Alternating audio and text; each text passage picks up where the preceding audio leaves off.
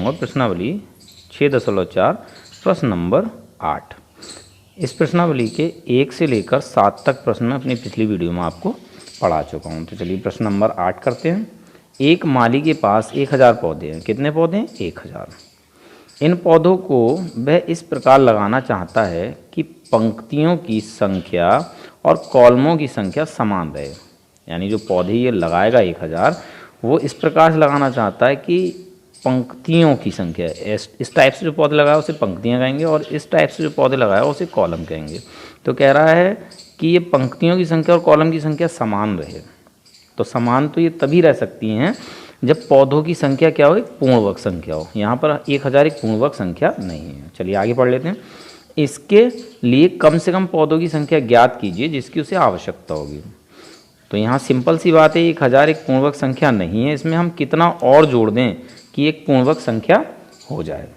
तो इसके लिए हम क्या करेंगे? भाग विधि से इसका वर्गमूल निकालेंगे और ये देखेंगे कि ये 1000 जो है इससे अगली जो पूर्णवर्ग संख्या है उससे ये कितनी कम है। बस उतना ही इसमें हम जोड़ देंगे तो हमें अपना आंसर प्राप्त हो जाएगा। तो चलिए हल करते हैं इसको। ये जानने के लिए कि 1000 से बड़ी पूर्णवर्ग संख्या कौन सी है, तो हम क्या करेंगे? 1000 का भाग विधि से वर्गमूल लेंगे। ठीक है, इससे हमें ये पता चल जाएगा कि इससे बड़ी पूर्णवर्ग संख्या कौन सी है। चलिए करते हैं 1000 का वर्गमूल। ठीक है, भाग विधि से 1000 लिखें आप। इस ओर से 2 का जोड़ा बनाएंगे और उस पर बार लगाएंगे। इधर भी जोड़ा बन गया, इस पर भी बार लगा देंगे। एक लाइन ऐसे खींचेंगे और एक लाइन इस तरह से खींचेंगे। पहला जोड़ा हमारा 10 है। हमें एक ऐसी संख्या लेनी है जिसका वर्ग करें तो 10 से ज़्यादा ना हो, 10 के बराबर हो जाए या 10 से कम रह जाए, लेकिन ज़्यादा ना हो। तो हम यहाँ लेंगे 3। यहाँ 3 लिख लेंगे। 3 का वर्ग 9 होता है जो कि 10 से कम होता है। 3 यहाँ लिखा, 3 यहाँ लिखा, 3 3 9। जो 9 आया उसको हम 10 के नीचे लिख देंगे और 10 में से इसे क्या करेंगे? घटा देंगे। तो यहाँ हमें 1 प्राप्त होगा। यहाँ जितना लिखा है इतना ही इसमें जोड़ देंगे तो ये हो जाएगा 6।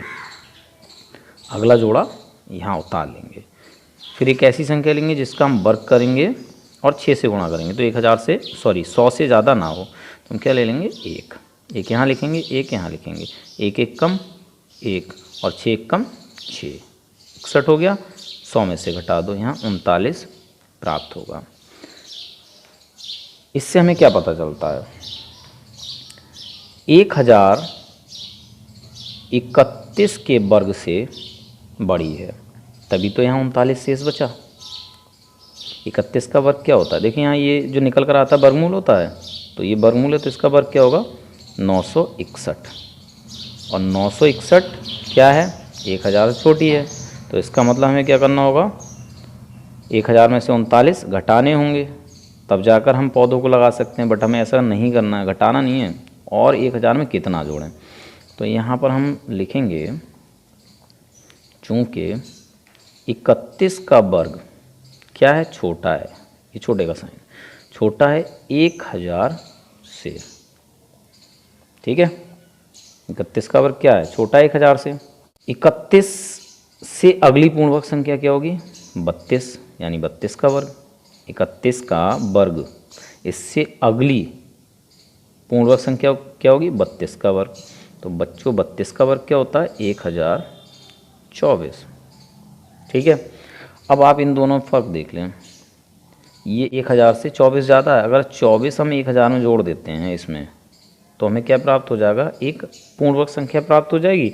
और इस प्रकार जो पौधे होंगे, जो पौधों की संख्या होगी, उसको हम कॉलम, पंक्तियाँ और कॉलम में लगा सकते हैं।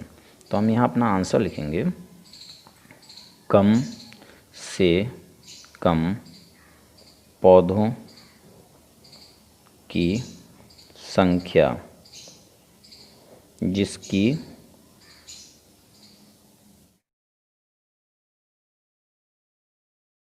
को आवश्यकता होगी। तो क्या होगा बच्चों? 1024 माइनस 1000 बराबर 24। ये हो गया आंसर। ठीक है, इस 24 को अगर हम इस 1000 में जोड़ देते हैं तो ये 1024 हो जाएगा। और 1024 होते ही इसको हम कॉलम, पंक्तियों और कॉलम में लगा सकते हैं। बराबर पंक्तियाँ होंगी और बराबर ही कॉलम हो जाएंगे। ठीक है, ये हो गया हमारा आंसर। आप अगर यहाँ बात नहीं समझें तो आप ऐसा समझ लें कि अगर माली एक पंक्ति में एक पौधा लगाता है तो दो पंक्तियों में कितने लगाएगा, यानी इसमें एक लगाया तो इसमें भी एक लगाएगा, दो पंक्ति हो गई तो दो पौधे हो गई है। ठीक है, हो गए दो पौधे। अब दो पंक्तियाँ तो दो ही कॉलम होंगे, तो इसमें एक पौधा लगाएगा इसमें एक पौधा लगाएगा, कितने हो गई है, दो हो गए। तो यहाँ कुल पौधे कितने हो गए, 2 गुणा 2 4 पौधे हो गए। और 4 क्या है, पूर्ण वर्ग संख्या। तो हमें क्या ज़रूरत थी, एक